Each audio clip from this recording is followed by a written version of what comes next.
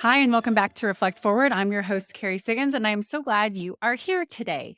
Today, I want to talk about making tough decisions and give you some tips on how to do it. Because let's face it, as leaders, we all have to make tough decisions. In fact, I know that I have found myself at many a crossroads where I felt like the future of my life, my venture, my company, my leadership hinged on making that one critical choice. In fact, I've had many of them, like letting a toxic high performer, someone who's key to the organization, but just a jerk, go.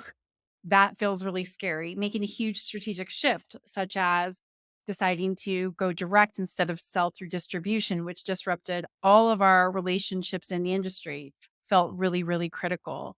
Making a life decision such as leaving my life in Austin almost 17 years ago now, to start over, to clean myself up, to see if I could create a different life for myself. That felt really huge. It was really scary. And I'm sure that you have been there too, where you have felt like that decision that you're about to make will ripple across your life, your business, your team, your industry. Every leader, every CEO faces moments like this, and it tests you. It tests your judgment, it tests your mettle, your foresight, your fortitude, all of those things.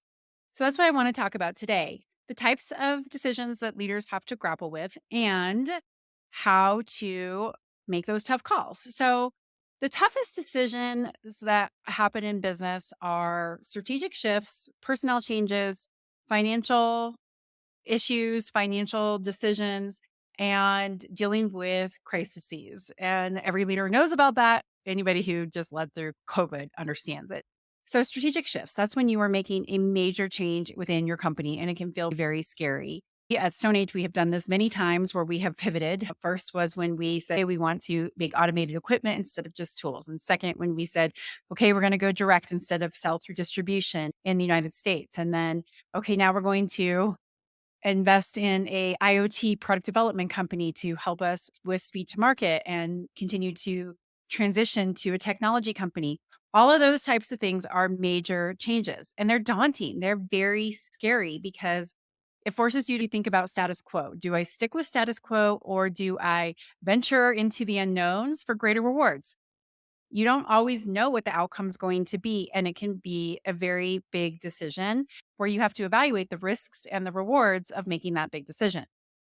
The next one is a personnel change, right? Like I had mentioned, toxic high performers. It can be really hard to let somebody go. And especially if it's a valued team member who maybe performs well, but just isn't a good fit or is toxic. But you have to think about the greater good of the organization. And so that's why these decisions are imperative, especially because when you let somebody go, you are impacting not only your team and your company, but that person's life. And that's why it feels so big. And every time we let a person go at Stone Age, it weighs on my heart. And I hope that it always does because it is impactful. It's impactful to that person, it's impactful to the organization, and it matters. Financial decisions, financial allocations, deciding where you're going to invest, where you're going to put your costs, where you're going to grow. All of these things force you to consider trade offs, and it can be hard to choose. It can be hard to know where do I need to put my investment? Where do I need to allocate these resources? What happens if we're not performing? Do I have to make really tough decisions to cut in a particular department, lay people off, decide that a business unit just isn't working? All of those are really tough decisions. And then finally, when you're dealing with crises, how do you approach it? COVID was a great example of this where we didn't know if we were going to survive or not. How many businesses didn't survive? And people had to make really tough decisions in the face of uncertainty. And that is never easy to do. The pressure is so real because you just don't know. But that's how I felt. We made our first ever layoffs in COVID and we laid off about 5% of our workforce. And I was so concerned about that decision. I hated to make that decision for my team, but I also didn't know what the future held. And I knew that my ultimate responsibility was to make sure that the company was going to live for another 40 years after the COVID crisis.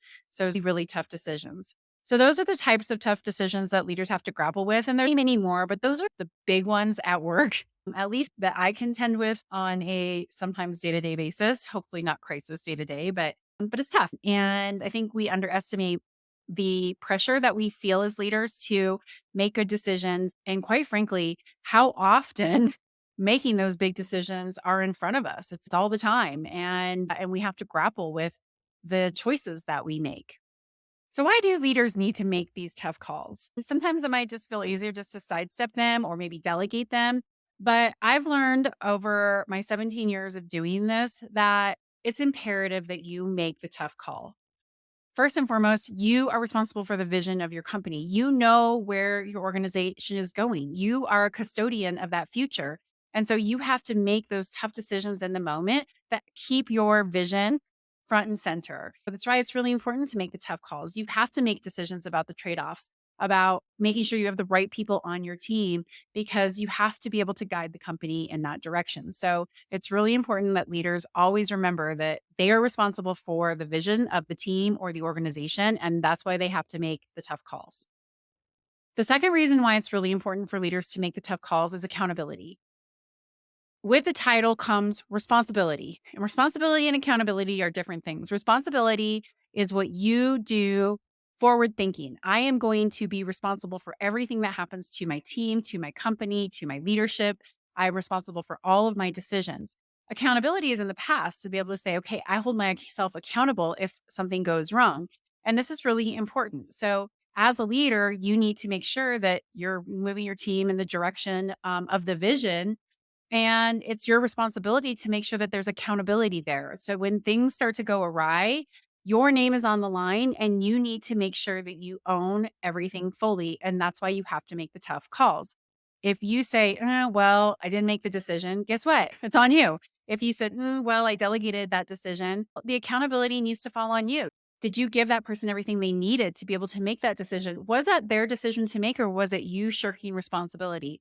Accountability is everything in an organization, and you have to have that mindset of, I'm responsible for everything that happens in this company, and I'm going to make sure that I'm accountable and my team is accountable for the direction that we're going. And so that's why you have to make the tough calls. And the last reason to make these tough decisions, at least that we're going to talk about today, is empowerment. When you make tough decisions, these decisions often empower other people, and that can be really important. Tough decisions set the tone for the organization. It helps people be resilient and understand, like, we can make it through these tough times because we're not afraid to make decisions. And trust me, your employees know when you are avoiding making a decision, and it can be really frustrating. It holds people back from moving forward. So, not only is it about accountability and setting that vision for the company, but making decisions allows other people to be able to move forward too. And that can be really empowering. So it's not just about you and making those decisions, it can be really motivating for other people, even if it's a hard decision. I know some of the toughest decisions I've made, definitely people were scared. Let's go back to the business model change where we decided to go direct instead of sell through distributors. People were scared. People were worried it was the wrong decision. In fact, one employee told me, "This will never work. I cannot believe you're making this decision." But once we made it and we had a plan on where we were going, everybody's like, okay, let's do this. And now there were new jobs created and new opportunities created, and people stretched themselves. And it really empowered people to step into new roles within the company. And that is what making that decision created. Empowerment might not be something that you often think about when you're making a tough decision, but do so because it will help you see the bigger picture, that it's not about you, that even making a tough decision, it can be really motivating and empowering for the people on your team.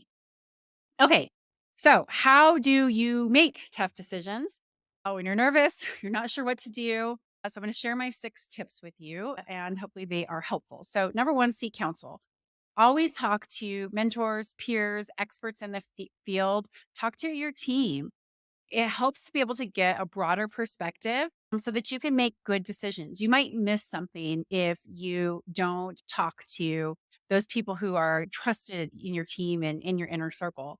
I have a particular board member who I call to ask for counsel all the time. And I really appreciate his experience and his insight. And even if I don't always take his advice or his counsel, I appreciate having another perspective. So those insights are really valuable, even though the final call is most likely yours as a leader. Number two, trust your instincts. There is a reason that you are in the role, and your instincts helped get you to where you are. Now, that doesn't mean that you shouldn't seek data because you do need to do that. That's going to be my third one. But what does your heart say? There is a reason why we have instincts, and you should trust that. Even if you need to dig in and get data, trust your instincts, trust your experience. That will help you be bold and make the tough decision. That brings me to the third one, gather data and feedback. So you don't want to just make your tough decision on your gut. Sometimes your gut can be wrong, and it's always helpful to have more information. And in today's digital age, there's plenty of data. There's plenty of ways to be able to conduct surveys to get feedback, to gather other people's opinions on things, and to gather relevant information. Do that as much as you can because that will help you make more informed decisions. And remember, more informed decisions are typically better decisions. Number four, when you have to make a tough decision, be mindful and stay grounded. This is so important. We can start to get that flight or fight feeling when we feel pressured to make a decision. I've had countless sleepless nights where I have ruminated over having to make a tough decision. And when my mind races, I rarely ever make a good decision. Clarity often comes when you have a calm mind. So, in the midst of chaos, take a few deep breaths and clear your head. Go out for a walk, meditate, exercise, whatever you need to do to be mindful to get clear headed, do that. Sleep on it for a couple days if you need to. Big decisions are important, but you need to approach it clear headed. And when you are doing that, also stay grounded. It really is important to see the bigger picture of the organization and remember your values and your mission. Let them be your North Star. Take a deep breath, be mindful, and stay grounded in who you are as a leader and who you are as an organization. And that will help you choose the right decision. Next, reflect on your past decisions. Sometimes past experiences offer the best insights. So reflect on similar decisions that you've made in the past. What worked? What didn't work? What did you learn from that? Let history be a guide, not a constraint. And just because you made a decision in the past doesn't mean that you need to make that same decision in the future, but we can learn from history if we examine it. And so that's really important. Another thing that I do when I'm really nervous about making a big decision and I'm telling myself a story about how I'm going to screw it up and it's going to be a bad decision, I also ask myself, the last time I had to make a hard decision, what happened? Was the outcome that I feared so bad? And it's typically no. Typically, we've made even bad decisions, like we turn them into okay decisions. You can get through hard things. And if you make a mistake in making a decision, it's okay. Almost everything is fixable if you own it and you work hard to understand what happened and move forward. But most of the time, those decisions that we really fear, the outcomes that we made up in our head about it being so bad aren't necessarily what happened. So recall that as you're thinking through your past decisions. When I made a past decision, did I tell myself a big story? And what did that story come true? Probably not. And finally, make the decision. There's so much power in deciding. As a leader, you have to be decisive. You have to be able to make the tough decisions. After you've done all those previous 5 steps where you've gathered feedback and data, you've reflected on your past decisions, you have asked counsel their opinions, you're staying mindful and grounded, you have to make the decision. It's so frustrating to be in an organization where leaders do not make the tough calls. It actually will hold you back in the long run. So don't be afraid to make the decision. It's really important. Remember that making decisions is what being a human is all about. It's what being a leader is all about. We all have to make those tough calls. And I understand that it can be a little bit scary, especially if you're afraid of making the wrong decision, but you will learn every step of the way. And you have to decide. You had to decide. That's what leadership is about. You've got to do all of your research. You've got to be courageous. You've got to take a risk and you have to make the tough decisions. Okay, on to my question of the week. Question of the week came from one of my employees. He said, what is something that you're working on as a leader right now? And we are going into strategic planning and being a disruptive ideation type leader. I always think that we can take on everything and that we should because we're an amazing company and we should just drive forward, drive forward, drive forward. But the reality is that is not realistic. And so over this past decade, I've been really working on trying to drive realistic results and not put too much pressure on the team to do too much. Let's face it, when you are doing too much, then you can only really ever be mediocre at what you do.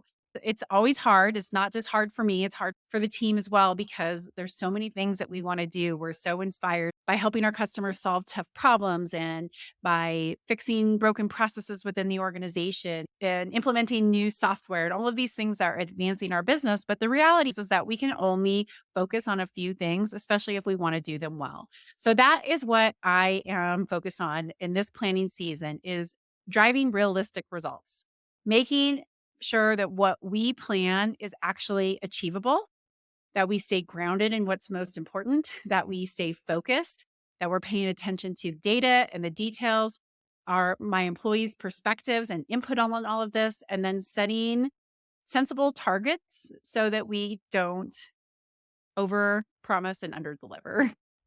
So that's what I'm working on right now. It's always a challenge for me, but it's an important one. Focus, focus, focus. It's really important within a company. Okay, that's Reflect Forward for today. Thank you so much for joining me. If you like this podcast, please subscribe to it on YouTube, subscribe to it on your favorite podcast platform, write a review, share it with a friend. It helps get the word out and hopefully helps people with actionable leadership tips that they can use every day in their careers.